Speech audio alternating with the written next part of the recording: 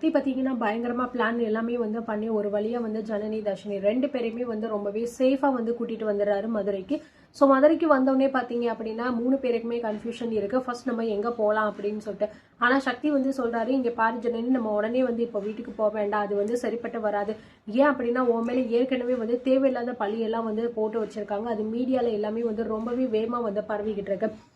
இதெல்லாம் நம்ம ஸ்டாப் பண்ணணும் அப்படின்னா ஃபர்ஸ்ட் நம்ம போயிட்டு சாருபாலா மேம பார்ப்போம்.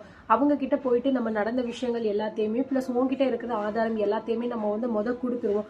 கொடுத்து இந்த பிரச்சனையிலேருந்து நீ வெளியில வந்ததுக்கு அப்புறம் நம்ம வந்து சாவகாசமா வீட்டுக்கு போய்க்கலாம் அப்படிங்கிற மாதிரி வந்து சொன்னதுனால ஸோ அது வந்து சரி அப்படின்னு சொல்லிட்டு இவங்க 2 பேருக்குமே தோணிடுது. ஆமா, நீ சொல்றது சரிதான், நம்ம அப்படி வந்து பண்ணிடுவோம் அப்படிங்கிற மாதிரி சொல்றாங்க.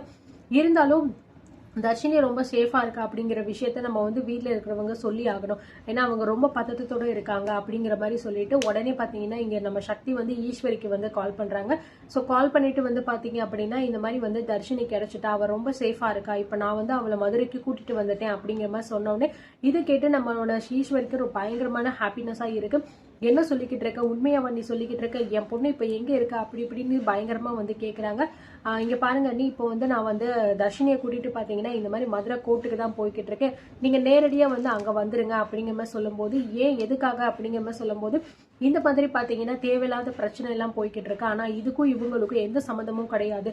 ஸோ அதை நம்ம வந்து ப்ரூஃப் பண்ணி ஆகணும், அதுக்காக தான் நான் நேரடியா வந்து அங்க கூட்டிட்டு போய்கிட்டு இருக்கேன் அப்படிங்கிற மாதிரி சொல்லும்போது, என்கிட்ட ஒரு தடவை என் பொண்ணை காமிச்சிட்டு அதுக்கப்புறமாவது நீ கூட்டிட்டு போலாம்ல சக்தி அப்படிங்கிற மாதிரி சொல்லும்போது, அதுக்கெல்லாம் இப்போ நேரம் கிடையாது அண்ணி, இப்போ நம்ம இந்த விஷயத்த செஞ்சா மட்டும்தான் எல்லாராலையுமே நிம்மதியா இருக்க முடியும். நீங்க வந்து நேரடியா அங்க கோர்ட்டுக்கு வர்றதுனா கூட வாங்க அப்படிங்கிற மாதிரி வந்து சொல்லிடுறாங்க. சொல்லிட்டு காலை கட் பண்ணோடனே உடனே பாத்தீங்கன்னா ஈஸ்வரிக்கு வந்து பயங்கரமா ஹாப்பினஸ் ஆகுது. ஒரு வழியா தான் பொண்ணு வந்து ரொம்ப சேஃபா கிடைச்சிட்டா அப்படின்னு சொல்லிட்டு. ஸோ இந்த விஷயம் ரேணுகா நந்தினி 2 பேருக்கிட்டயுமே வந்து சொல்லிடுறாங்க. அதுக்கப்புறம் 3 பேருமே கிளம்பி கீழே போயிட்டு பாத்தீங்கன்னா அங்க இருக்கிற ஆதி குணசேகரன் கிட்ட வந்து இந்த விஷயத்தை எல்லாத்தையுமே வந்து சொல்லிடுறாங்க. இந்த மாதிரி நம்ம பொண்ணு கிடைச்சிட்டாலாங்க அப்படி இப்படின்னு சொல்லும்போது, ஸோ ராவணன் பக்கத்திலேயே தான் வந்து உட்காந்துக்கிட்டு இருக்காரு. அவனுக்கு வந்து பயங்கரமா கோவம் வருது. நம்ம பசங்க வந்து இந்த மாதிரி சொதப்பிட்டாங்க போல இருக்கு, என்ன பண்றதுன்னே ஒன்றும் புரியலையே அப்படிங்கிற மாதிரி பயங்கரமா அந்த ஆள் வந்து டென்ஷன் ஆகிக்கிட்டு இருக்காரு. அது மட்டும் கிடையாதுங்க, இந்த பக்கம் பாத்தீங்கன்னா இந்த ஆள் வேற கத்திக்கிட்டு இருக்காரு. என்ன இது, நம்ம புள்ள கிடைச்சிட்டா அப்படின்னா உடனே வீட்டுக்கு கூட்டிட்டு வர விட்டுட்டு எதுக்கு வந்து தேவையில்லாம கோட்டுக்கிட்டு அப்படின்னு சொல்லிட்டு அவளை வந்து கூட்டிட்டு திரியணும், அவளுக்கு வந்து அவ்வளோ கொழுப்பா அப்படிங்கிற மாதிரி வந்து பேசிக்கிட்டு இருக்கும்போது, இப்போ நமக்கு அதுக்கெல்லாம் வந்து டைம் கிடையாதுங்க. ஃபர்ஸ்ட் நம்ம பொண்ணை போய் நம்ம பார்க்கோம், அவளுக்கு வந்து இப்ப யார் வந்து கடத்தினா அப்படிங்கிற விஷயத்த நம்ம கண்டுபிடிச்சு ஆகணும், வாங்க கிளம்பலாம் அப்படிங்கிற மாதிரி சொல்லிட்டு பாத்தீங்கன்னா கிளம்புறதுக்கு வந்து ட்ரை பண்ணிக்கிட்டு இருக்காங்க.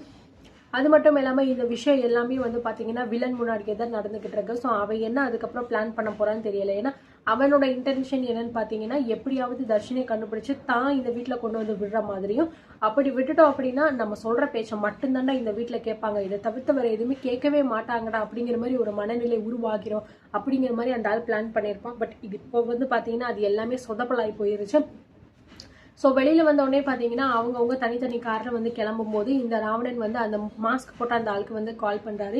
டே, என்னடா பண்ணி வச்சிருக்கீங்க, எல்லாத்தையுமே சொதப்பி வச்சுட்டீங்களா, உங்களெல்லாம் நம்பி ஒரு வேலை கொடுத்தேன் பாத்தியா, என்னைய சொல்லணும், நீ வந்து உன்னெல்லாம் நான் வந்து சும்மாவே விட மாட்டேன்டா, உயிரோடய விட மாட்டேன்டா அப்படி இப்படின்னு கத்திக்கிட்டு இருக்காரு.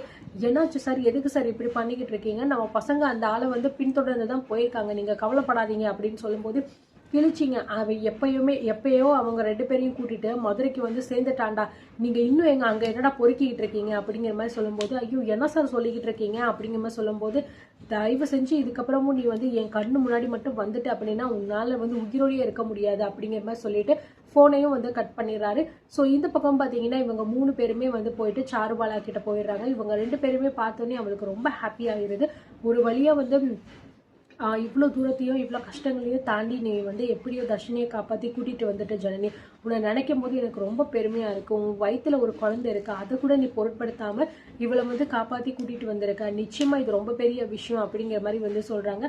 சரி, இப்போ வந்து உங்ககிட்ட ஏதோ ஒரு ஆதாரம் இருக்குன்னு சொன்னியே அப்படிங்கிற மாதிரி சொல்லிட்டு அந்த ஆதாரத்தை எடுத்து காட்டும் போது, சூப்பர் ஜனனி, இது போதும், இது ஒன்று இருந்தாலே போதும், ஈஸியாக வந்து இந்த கேஸ்லேருந்து உன்னை நம்ம வெளியில் கூட்டிகிட்டு வந்துடலாம் அப்படிங்கிற மாதிரி சொல்லிட்டு இம்மிடியட்டாக இவங்க 3 பேரும் சேர்ந்து பார்த்தீங்கன்னா கோர்ட்டுக்கு வந்து போயிடுறாங்க. ஸோ கோர்ட்டுக்கு போயிட்டு நடந்த விஷயங்கள் எல்லாத்தையுமே சொல்லிட்டு அந்த ஆதாரத்தை எல்லாத்தையுமே வந்து காமிச்சிடுறாங்க. எல்லாத்தையுமே வெரிஃபை பண்ணிட்டு ஜட்ஜும் பார்த்தீங்கன்னா கரெக்ட் தான், இந்த பொண்ணுக்கும் அந்த பையனுக்கும் எந்த சம்மந்தமும் கிடையாது, ஸோ இது தேவையில்லாம பதவி தான், உடனே இது எல்லாமே வந்து ஸ்டாப் பண்ண சொல்லுங்க எல்லா மீடியாலையும். பிளஸ் இந்த பொண்ணுக்கும் அந்த பையனுக்கும் எந்த சம்மந்தமும் கிடையாது, இவங்க எந்த தப்பும் பண்ணல அப்படிங்கறத உடனே சொல்லுங்க அப்படிங்கிற மாதிரி வந்து சொல்லி இந்த கேஸ்ல இருந்து நம்ம ஜனனியை ஒரு வழியா பாத்தீங்கன்னா நிரபராதி அப்படிங்கிற மாதிரி வந்து சொல்லிடுறாங்க. இதனால ரொம்ப ஹாப்பி ஆயிடுறாங்க 3 பேருமே. ஸோ அந்த இடத்துக்கு கரெக்டா வந்து பாத்துடுறாங்க. நம்ம ஈஸ்வரி எல்லாமே பார்த்தோன்னே தர்ஷினியை பார்த்தோன்னே பயங்கரமா வந்து ஹாப்பி ஆயிடுறாங்க. ஸோ தர்ஷினியுமே ஈஸ்வரியை பார்த்துட்டு அம்மா அப்படின்னு சொல்லிட்டு ஓடி வந்து கட்டி பிடிச்சி அழுதுகிட்டு இருக்காங்க. ஸோ இதோட பார்த்தீங்கன்னா இன்னைக்கு வந்து முடிய வருதுங்க. ஸோ எவ்வளோ சீக்கிரமா எவ்வளோ பெரிய பிரச்சனையை எவ்வளோ ஈஸியாக வந்து கம்ப்ளீட் பண்ணிட்டாங்க. பட் இருந்தாலும் இதுக்கப்புறமும் என்ன நடக்க போகுது, ஏன்னா ஆக்சுவலி இந்த வில்லன்கள் எல்லாருமே ஒன்னா வந்து கை கோத்துட்டாங்க. ஸோ இதுக்கப்புறமும் என்னென்ன பண்ண போறாங்க அப்படிங்கிறத பார்க்கலாங்க. அண்ட் நீங்க இதை பத்தி என்ன நினைக்கிறீங்க அப்படிங்கிறதையும் கமெண்ட்ல சொல்லுங்க.